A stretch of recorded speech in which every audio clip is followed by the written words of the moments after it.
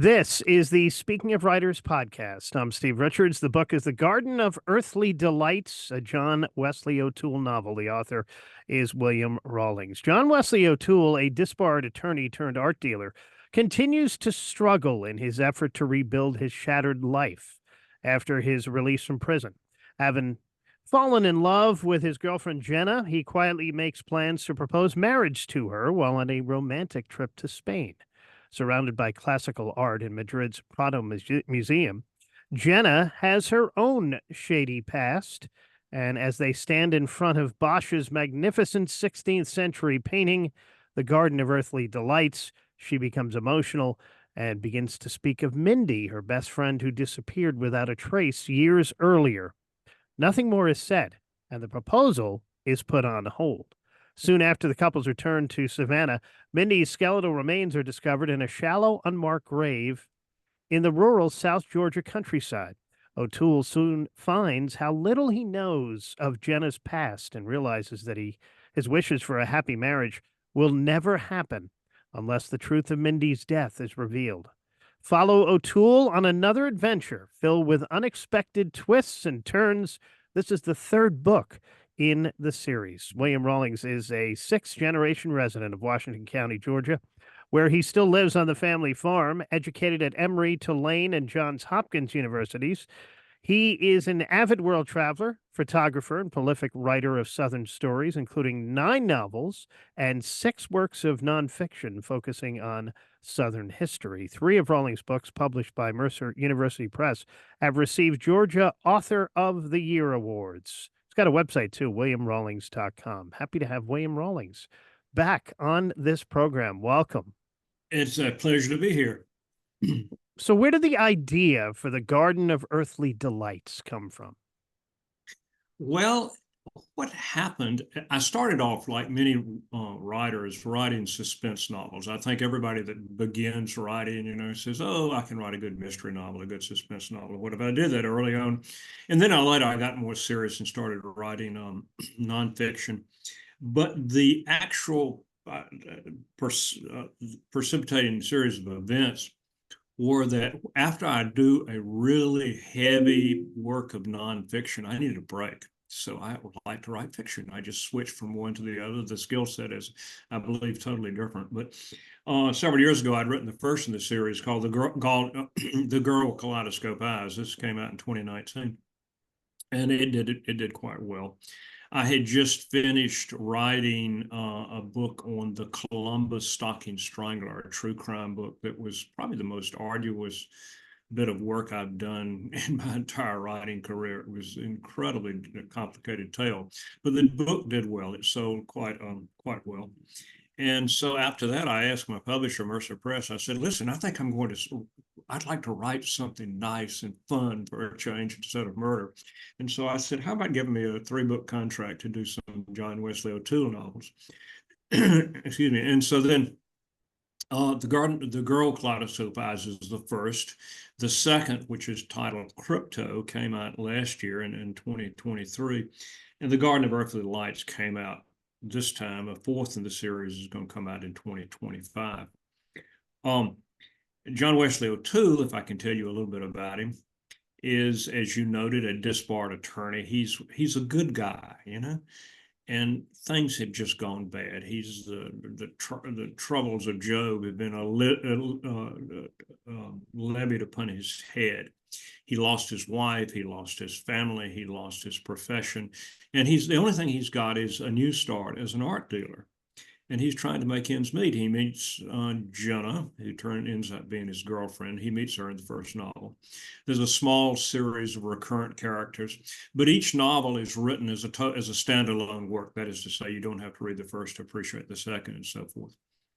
In this particular novel, I wanted to talk about John Wesley O'Toole and his would-be fiancée, Jenna, and all the things that happened once he made the decision to marry her. Things went downhill after that, if I can say that. So let's talk about O'Toole. How did you create him? Well, I think characters so often in suspense novels and mystery novels tend to be sort of wooden. At least that's my thought of having read them for years and years. And I wanted a very imperfect individual, someone who was basically good at heart, but just kept screwing up or had troubles visited upon him, or every time he thought he was about to claw his way out of what difficulty he was in, something would knock him back. Sort of like things that have happened to all of us at one time or another. Just when you think life is perfect, something happens, you know. And with O'Toole, it just keeps happening, you know, and on this current novel we're talking about, The Garden of Earthly Delights, there's a little prologue where he sits and makes his decision to ask Jenna to marry him. And I sort of like to say it's a romance novel gone bad, very bad, as it were. Jenna herself has a lot of problems. She's a female version of O'Toole. She is a good and well-meaning person who got involved in a little bit of this and that, including drugs. She was working as a stripper. She was on a meth addict and things like that. But she's a good person at heart. And he's learned to see beyond the surface and ask her to marry him. But things happen. The painting on the book jacket. This is you can see it here a little bit. This painting on the Garden of Earthly Delights. This is Bosch's magnificent painting. It is indeed. How did you discover it? Well, if you want, my interest in art actually dates to in my 20s when I spent a summer backpacking around Europe with my girlfriend at the time, who was an art major. I really had never thought about that till we went to Europe. And I think she dragged me to every major museum in Europe. And, you know, we would spend hours going through and she would explain the meaning of the painting and the stories behind it. And so I became fascinated with art and I've always liked it. And so it's, even now when I travel, I spend a disproportionate amount of my time in museums staring at paintings. I wanted to make O'Toole an art dealer because it worked out good plot-wise. His grandmother, who was his only living relative, had died and left him an art gallery. So when he got out of prison, that's all he had. And he's got to make that work because it's all he's got. He's lost everything else. And I happen to like Bosch's painting, The Garden of Earthly Delights. It's the most complicated, I use the word fantastical, I can't say that word, sort of painting with all sorts of symbolism. It's just it's one of those sort of Rorschach tests that you can read anything into it that you want to. And you can say whatever. In this painting, this wonderful painting, there's the central part of the painting is mankind on earth before the fall, and that is to say when everything was good and wonderful and beautiful. And if you look at that, that's fine. But then on one side there is the Garden of Eden, and on the other side there's hell. He sees the beauty in it. He sees what life can be when we're together as a man and wife. He and Jenna. Jenna sees hell. She says that's what happened to our lives. It fell apart. So. Did you always know that you were a pretty good storyteller? I live in the South, you know that. I put my accent on for you. You know, down here we don't do anything except tell stories. You know, no. I grew up in a small town, and today 85, 90% of Americans live in cities, which is somewhat unfair. You know, in a small town, when I was growing up, we still had a barbershop where the men were kind of congregated and got their hair cut and had shaves. And you would hear stories told about this. And someone would say, let me tell you what happened back in 1932 or something like that. And you'd hear the story. And sometimes it was about your relatives. And I said, oh, that was my great uncle or whatever. And storytelling is sort of a Southern thing, I believe. And I grew up telling stories, listening to stories. And it doesn't take much of a stretch if you have a reasonable imagination to turn that story into a long and complicated plot. Let's talk about setting. You live in a beautiful town, Sandersville, Yes, Georgia. I know your love for Savannah. That's where I met you actually at the Savannah Book Festival for the first time years ago. Right. The book takes place in Savannah a bit. Why Spain? To be truthful, I had just gotten back from Spain when I started writing the book. I like to travel. That's one of my passions, and I have a very forgiving wife. Let's put it that way. I'll say, I'm going to Paris for a week, and she'll say, "Oh, okay," and I'll run off to Paris, and I will wander around and take pictures. I like doing photography, and to me, my form of escape is to go somewhere where I don't know anybody and probably don't speak the language, and just totally uh, absorb the atmosphere there. I was in Madrid for a week or 10 days, really liked the place. And went to the Prado, which I'd wanted to do all my life. I'd never been there before. And I said, oh my God, this painting, it's wonderful. So let's write a book about it, write a book around it. So, What do you think makes a good story, William? there are all sorts of stories. There are happy stories, sad stories, and so forth. But in this particular context, this is a suspense novel or a mystery novel, whichever you want to call it. I think what makes a good story is uncertainty, and be it, for example, a true crime book or something like that, or be it a suspense novel. You and I, and probably everybody I know, has heard of a book. They go and they buy it, they read the first 3 chapters, and they say to themselves, "I know what's going to happen in the last chapter." And I've heard that from so many people. Well, the thing is, you want to surprise and delight the reader. You want them to have feelings for the character. You want them to every time they turn to a new chapter, you want something to happen. Say, "Oh gosh, I didn't expect that." And when I first started writing, I always always wanted to say, if it doesn't, and talking about fiction now, writing fiction, if it didn't happen the way I said it did, it could have. So I go into a lot of detail, and there's a lot of little tiny little tidbits, little things that sometimes they're so arcane that only 2 or 3 people will ever recognize them. But they're thrown in there just for verisimilitude and to make it sound like this is real. In that regard, I had I think it was in the last book in the series, Crypto, I had a reader send me a long email telling that if John Wesley O'Toole is divorced and he has 2 children, he should be paying more attention to his children. He should call up Child Protective Services and get his parental rights back. I want to say, for gosh sakes, this is a fiction novel. It was kind of almost funny, but she'd gotten into the character. Speaking of, you were talking earlier about surprising and delighting. Do you surprise and delight yourself? Do you always know the ending of your novels when you start out? No, I don't think any fiction writer knows what's going to happen.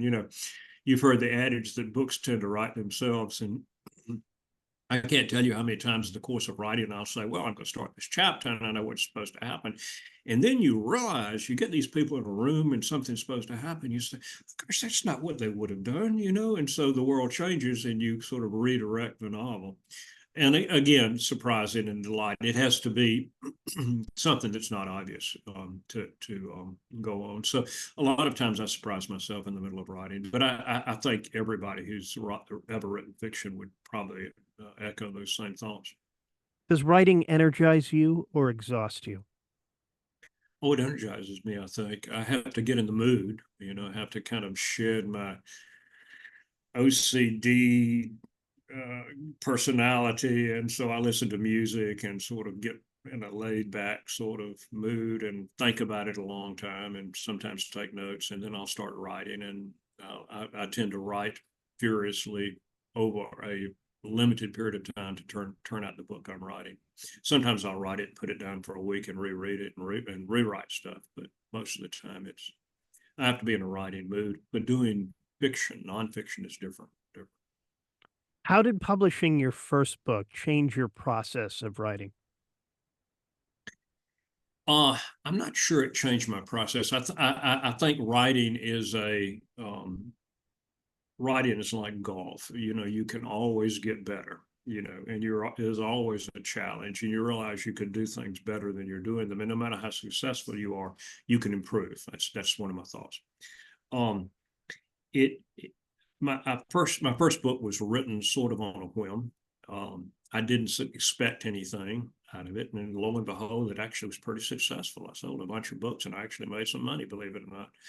And so I said, well, you know, I don't want to be one of those Saturday afternoon rock radio one-hit wonder people. So I decided, well, I'm just going to write a second, you know. And so I wrote a second one. And the adage is write what you know. So I wrote about the lost Confederate gold. And that book was optioned for a movie. And at that point, I said, well, gee, I must be doing good. And so then I wrote 3 or 4 or 5 and kind of evolved from there.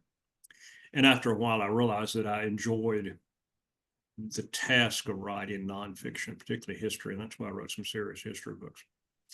I know you mentioned earlier, next year, another book in the John Wesley O'Toole series comes out. Are you also working on another nonfiction book? Yes, the book next year is the 4th in the John Wesley O'Toole series. The book after that is a really interesting true crime book. I've written 2 previous true crimes. This would be my 3rd true crime. It's about a horrific murder that took place in Atlanta, in the Atlanta area. It was a 27-year-old lady who was married to a 63-year-old wealthy man, and they were in the midst of a bitter divorce. She disappeared. She'll use that word. Meanwhile, miles away next to the Okefenokee Swamp, an airplane lands in the middle of the night without turning on the runway lights. It rouses suspicion. The police show up, and there's a box inside the plane. Inside the box is the naked body of the wife, the dead wife at this point, obviously. And one of the doors of the airplane had been removed, and they were going to fly the airplane over the Okefenokee Swamp and dump it into the swamp so the alligators could eat it. And it turned out the pilot of the plane was the divorce attorney of the husband. And that's just the tip of the iceberg. It just keeps going and going and going. Every time I go into any detail about it, people say, "Oh my God, really?" Yep, that's what happened. It's an interesting story. Like a novel. That was a great tease. It is. Again, what I said earlier is that, you know, if you have something that's totally linear and, you know, people can predict, this thing just zigs and zags and you never know where it's going to go next. So a couple things coming from William Rawlings next year and beyond, but you can enjoy this one now. The Garden of Earthly Delights, a John Wesley O'Toole novel. It is available now. You can connect with William Rawlings online at williamrawlings.com. William, thank you so much for joining me. Thank you. And this is the Speaking of Writers podcast.